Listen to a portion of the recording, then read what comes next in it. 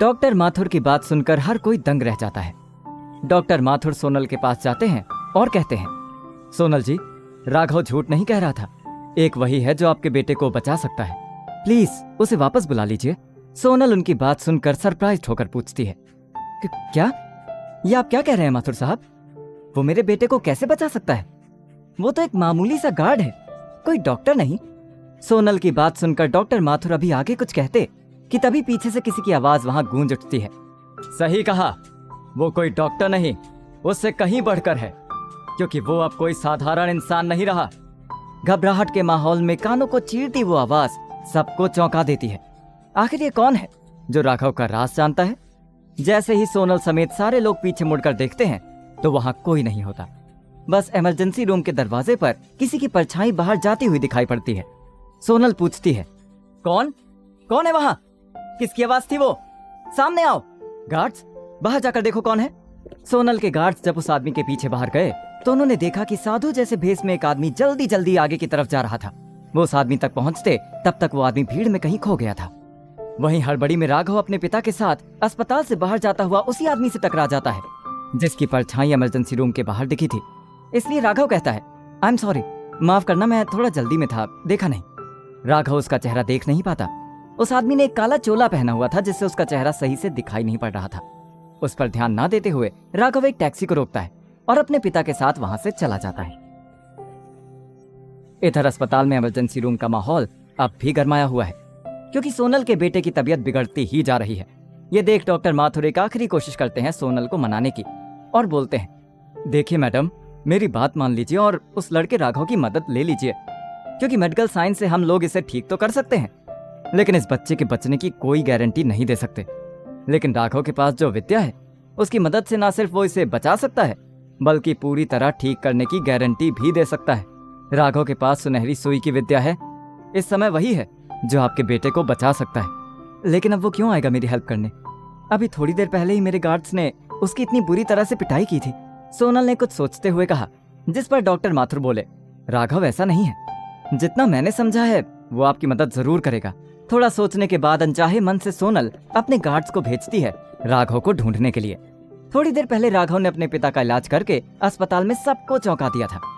सुनहरी विद्या एक मामूली से गार्ड के पास कैसे आई किसी को नहीं पता था। राघव अपने पिता के साथ टैक्सी में घर की तरफ निकल जाता है। ये सब इतना जल्दी हुआ कि राघव को सोचने का समय तक नहीं मिला कि उसके साथ ये सब हो क्या रहा है। कल तक वो एक मामूली से गार्ड था और आज शहर के सबसे बड़े अस्पताल के डॉक्टर्स उसके आगे नौसिखिए मालूम पड़ रहे थे। और वो सुनहरी विद्या, वो ना जाने उसके पास कहां से आई। डॉक्टर माथुर जैसे माने हुए डॉक्टर भी राघव के ज्ञान को नकार नहीं सके। तभी राघव को ध्यान में आया कि ये सब उसके एक्सीडेंट के बाद हुआ था, जब वो अपनी सास गीता देवी के तानों की वजह से अपनी पत्नी को तलाक देने के लिए अस्पताल से निकला था और कोर्ट में अपनी पत्नी स्नेहा को बचाते हुए उसका एक्सीडेंट हो गया था। ये सब उस एक्सीडेंट के बाद हुआ है। राघव ने अपने मन में सोचा। ये सब क्या था वो समझ नहीं पा रहा था कि तभी राघव का ध्यान टैक्सी के हॉर्न से टूटता है और वो अपने पिता से पूछता है, पापा, आज जो कुछ हॉस्पिटल में हुआ वो देखा आपने? वो सब क्या था? राघव के पिता को कुछ समझ नहीं आता। वो चिंता और घबराहट में कुछ बोल नहीं पाते, बस फटी आंखों से राघव को देखते रह जाते हैं। राघव उनसे पूछता है, क्या आज से पहले भी आपने ऐसा कुछ देखा है पापा? कुछ ऐसा है जो आप बता नहीं रहे हैं, या फिर कुछ ऐसा जो मुझसे छुपा रहे हैं? बोलिए ना। ये सब सुनहरी विद्या और वो चोट? राघव के पिता चुप रहते हैं और मुंह लटका लेते हैं। उनके माथे पर चिंता की लकीरें साफ दिखाई दे रही थी। उन्हें परेशान देखकर राघव उनसे कहता है, मैं भी कितना मतलबी हूँ, मैं तो भूल ही गया था कि आप इतनी लंबी बीमारी से उठे हैं। सॉरी, आप ज्यादा मत सोचिए, छोड़िए सब। आपको भूख लगी होगी ना? चलिए घर जाने से पहले हम कुछ खा लेते हैं। फिर ड्राइवर को उसने बोला, भैया सुनो, दिल्ली हाईवे के पास वाले रेस्टोरेंट पर रोकना जरा। राघव घर जाने से पहले टैक्सी को एक रेस्टोरेंट पर रुकवाता है और अपने पिता के साथ रेस्टोरेंट में अंदर जाता है। वहीं दूसरी ओर राघव की सास गीता उसकी पत्नी स्नेहा को एक लड़के से मिलाने होटल ताज ले जा रही है। आज ये किस्सा खत्म करके रहूंगी। मैं इस गार्ड से तेरा पीछा छुड़ा कर ही मानूंगी। जा, सुंदर सा सूट पहनकर तैयार हो जा। एनआरआई लड़का है, इंडियन कपड़ों से जल्दी इंप्रेस होगा। गीता देवी ने अपनी बेटी स्नेहा की तरफ देखते हुए कहा कि तभी गीता के फोन पर स्नेहा के पिता अतुल अग्रवाल का फोन आता है। ये सब मैं क्या सुन रहा हूँ गीता? एडवोकेट साहब ने बताया तुम स्नेहा और राघव का तलाक करवा रही हो? तुम्हारा दिमाग तो ठीक है। तुम जानती हो अगर 1 साल से पहले इनका तलाक हुआ है, तो स्नेहा की जिंदगी के लिए कितना बड़ा खतरा हो सकता है। इस पर गीता उन्हें कहती है, जानती हूँ, लेकिन क्या तुम नहीं जानते थे कि ये गार्ड इस घर का दामाद बन सकता है, लेकिन हमारी स्नेहा का पति कभी नहीं बन सकता। देखो ये तलाक आज नहीं तो कल होना ही है। मैं एक गार्ड को अपने घर में बर्दाश्त नहीं करूंगी। और हमारी स्नेहा को रिश्तों की क्या कमी, ये छूटेगा तो दूसरा आएगा। और वैसे भी इतना शोर मत मचाओ तुम। तलाक हुआ नहीं, हो जाता अगर कोर्ट के बाहर वो बस ना आती और स्नेहा का एक्सीडेंट ना होता। उसकी बात सुनकर अतुल अग्रवाल चिंता जताते हुए पूछते हैं, एक्सीडेंट? स्नेहा ठीक तो है ना? गीता ने उन्हें जवाब दिया, स्नेहा बिल्कुल ठीक है। जिस काम के लिए आपने इस गार्ड को रखा था वो बस वही तो पूरा कर रहा था। स्नेहा के रास्ते आने वाली मुसीबत को अपने सिर ले लिया उसने। और ठीक भी है, उसे इस काम की एक मोटी रकम जो मिल रही है। मेरा बस चले तो उसको एक फूटी कौड़ी तक ना दूं। वो खुशकिस्मत है कि उसे इस घर में अंदर आने को मिलता है, हमारे खानदान से नाम जोड़ने को मिला। इस पर अतुल ने चिंता जताते हुए पूछा, ओह माय गॉड, राघव ठीक तो है? उसे चोट तो नहीं आई? गीता ने चिढ़कर उनको जवाब दिया, हाँ हाँ बिल्कुल हट्टा कट्टा है वो, कहीं चोट नहीं आई उसे तो बस बहाना चाहिए हमसे पैसे निकालने का।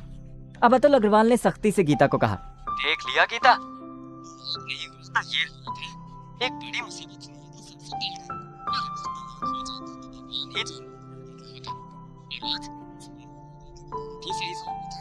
वरना? गीता ने गुस्से में पूछा, वरना क्या? कुछ नहीं होता स्नेहा को, वो गार्ड हम पर कोई एहसान नहीं कर रहा, वो बस अपना काम कर रहा है। आप भी ना खामखा देर करवाती मुझे। मैं स्नेहा को लेकर होटल ताज जा रही हूँ किसी से मिलने। घर आइए, शाम को बताती हूँ। एक गुड न्यूज है, अतुल अग्रवाल ने चौंकते हुए कहा। Good news? Hello hello Geeta? पर गीता फोन रख चुकी थी। दूसरी ओर राघव अपने पिता के साथ रेस्टोरेंट में आके बैठ जाता है। वो अपने बैग से एक धुली हुई साफ सुथरी टी शर्ट निकालता है और उनसे कहता है, पापा आप कुछ खाना ऑर्डर कीजिए, मैं जरा कपड़े बदल कर आता हूँ। इतना कहकर राघव बाथरूम की ओर जाता है और खून में सने अपने कपड़े बदलकर हाथ धोने लगता है। सोच में डूबा राघव अपने हाथ और मुंह धो ही रहा होता है कि वॉश बेसिन पर लगे शीशे में उसे अपने पीछे एक काली परछाई सी दिखाई पड़ती है। वो जैसे ही पीछे मुड़कर देखता है तो वहां कोई नहीं होता। उसे लगता है कि आज की थकान की वजह से उसे कोई भ्रम हुआ होगा। राघव अपने पिता के पास वापस आता है। दोनों नाश्ता करके अपने घर के लिए निकल पड़ते हैं। सोनल के गार्ड्स राघव को पूरे शहर में ढूंढते हैं, पर उनके हाथ कुछ नहीं लगता कि तभी एक बड़े से बंगले से बाहर निकलते गार्ड्स को गीता और स्नेहा दिखाई देती हैं। तभी उनमें से एक गार्ड स्नेहा की ओर इशारा करके कहता है, भाई सुनो, ये वही लड़की है ना जो आज सुबह उस राघव के साथ हॉस्पिटल में खड़ी थी? इतना बोल वो गार्ड्स स्नेहा से पूछते हैं, एक्सक्यूज मी मैडम, क्या आप बता सकती हैं राघव सर कहाँ मिलेंगे जिनके साथ आप आज हॉस्पिटल में आई थी? गीता ये सुनकर गुस्से में बोलती है, सर टीचर है वो, यहाँ कोई राघव नहीं है। उसे ढूंढना है तो कचरे के ढेर में जाओ, वहीं रहने की औकात है उसकी। हमें देर हो रही है, चलो स्नेहा। बॉडीगार्ड गीता से दोबारा पूछता है, लेकिन मैडम सुनिए तो, वो हमारी मैडम सोनल जी के बेटे। गीता बिना कुछ सुने स्नेहा का हाथ पकड़कर उसे गाड़ी में बिठाती है और वहां से चली जाती है। और वहां राघव अपने पिता के साथ टैक्सी से उतरकर घर की ओर बढ़ता है, जो कि मुख्य सड़क से 2 मिनट की दूरी पर गलियों के अंदर है। राघव अपने पापा से बोल रहा है, मैं बहुत खुश हूँ पापा कि आप ठीक हो गए। मैं बता नहीं सकता कि मैं कितना अकेला पड़ गया था। राघव चाहकर भी अपने पिता को स्नेहा से हुई कॉन्ट्रैक्ट मैरिज और पिछले 6 महीनों से चल रही गार्ड की नौकरी के बारे में नहीं बता सकता था। वो जानता था कि ये सब जानने के बाद उसके पिता को ठेस पहुंचेगी और उन्हें लगेगा कि उनकी हालत की वजह से राघव ने ये सब कुछ झेला। राघव कुछ और बोल पाता कि इतने में उसकी नजर अपने घर के दरवाजे पर पड़ती है, जहां से बहुत शोर आ रहा है और आसपास वाले भीड़ लगा के खड़े हैं। राघव चौंकते हुए शोर की तरफ देखते हुए पूछता है, अरे ये शोर कैसा है और इतनी भीड़ क्यों लगी है घर के बाहर? पापा आप यहीं रुकिए, मैं देखता हूँ। राघव अपने पिता को वहीं रोक दौड़ता हुआ घर की ओर बढ़ता है और वहां का नजारा देख उसे अपनी आंखों पर यकीन नहीं होता। सोनल के दोनों बॉडीगार्ड घर के बाहर खड़े थे और घर का सारा सामान बाहर सड़क पर फेंका हुआ था। ये देख राघव आंख बबूला हो गया, खुद पर संयम खो बैठा और सीधा जाकर बॉडीगार्ड पर हाथ छोड़ दिया। राघव गुस्से में उनसे कहता है, तुम बिगड़े अमीर लोग, तुम क्या सोचते हो? तुम अमीर हो तो कुछ भी करोगे, किसी के भी घर में घुस जाओगे। वहां अस्पताल में मुझे मारकर शांति नहीं मिली कि तुम मेरे घर तक आ पहुंचे। तुम्हारी हिम्मत कैसे हुई मेरे घर आकर हमारा सामान बाहर फेंकने की? तुम लोगों को तो मैं बताता हूँ अब। राघव ने गुस्से में चिल्लाते हुए बॉडीगार्ड पर हाथ उठा दिया कि तभी उस बॉडीगार्ड ने राघव का हाथ पकड़ते हुए कहा, ये हमने नहीं, उस औरत ने किया है। राघव की नजर जैसे ही घर के अंदर उस औरत पर पड़ती है तो उसके पैरों तले जमीन खिसक जाती है। आखिर कौन थी वो औरत, और क्यों वो राघव के घर इस तरह घुसकर सामान बाहर फेंक रही थी? और वो काला साया, वो किसका था? क्यों राघव का पीछा कर रहा था वो? इन सभी सवालों के जवाब जानने के लिए अभी डाउनलोड कीजिए पॉकेट FM ऐप और सुनिए एक लाचार दामाद से सुपर दामाद बनने की कहानी। शो सुपर जमाई में।